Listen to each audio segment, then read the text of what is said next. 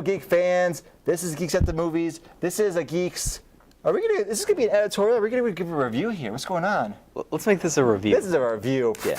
We do what we want here. And what are we reviewing? We're a little late, but we're reviewing Mad Max Fury Road. Tell me about Mad Max Fury Road. Who's in it? What's going on with this? All right, this is starring Tom Hardy, Charlize Theron. It's directed by George Miller, the original creator of Mad Max, returning after like 30 years. Holy beans. Yeah. It's a great movie. I really enjoyed this movie. It was a little bit of a different movie from the original Mad Max movies, but I don't think you've seen those movies, have you? Never seen them. Yeah, so... And I didn't have any interest in seeing this either. Jacob, you asked me, we're going to go watch in the theater or something, and I was like, I saw the trailers, I was like, whatever. You know, but you kept bringing it up. Yeah, because I really enjoyed it. It was really good, but it's like it's different from the other Mad Max movies. But you don't need to see the other Mad Max movies to be able to understand this. It's its own story. So what did you think of it? I liked it. So I enjoyed the movie. I was engaged throughout. So the entire time I was a little bit on the edge of my seat the entire time, right? But I see why other audiences didn't react so well to this.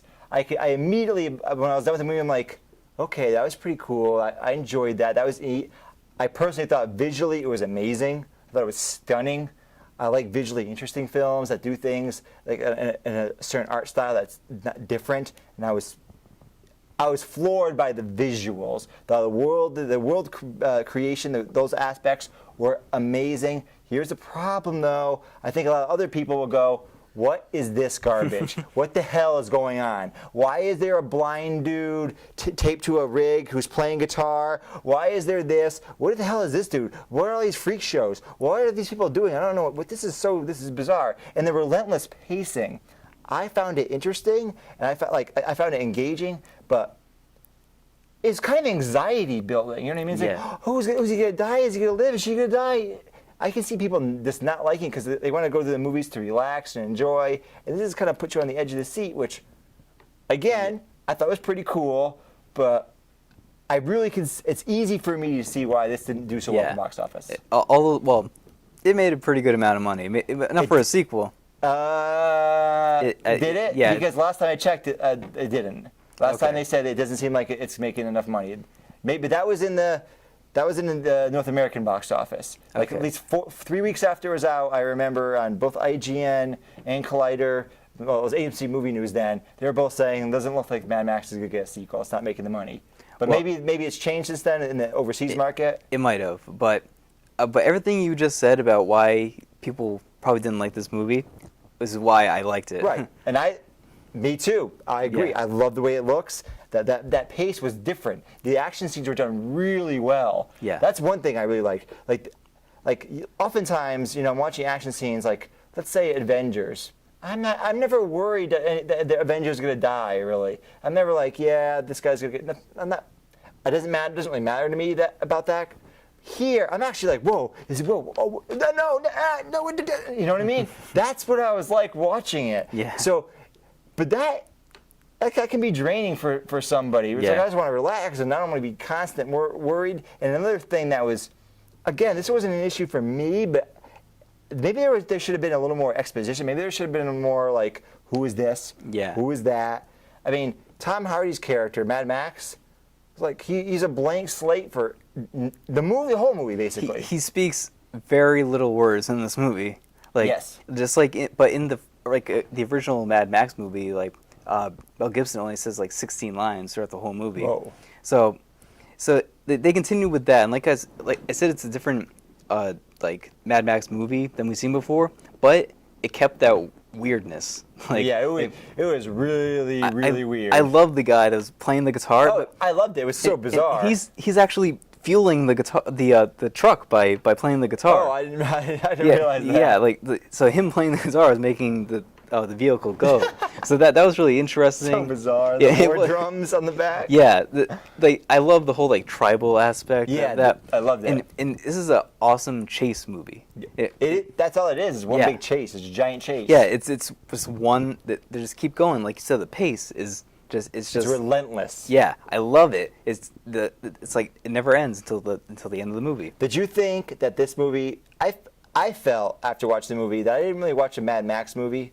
Mad Max was a character in the movie. I felt like watching a Furiosa movie. Yeah, That's what I felt like. I completely watched. agreed. But the whole thing about that is that Mad Max, he's kind of like in the other movies, he's kind of like the vessel to tell other people's stories, Okay.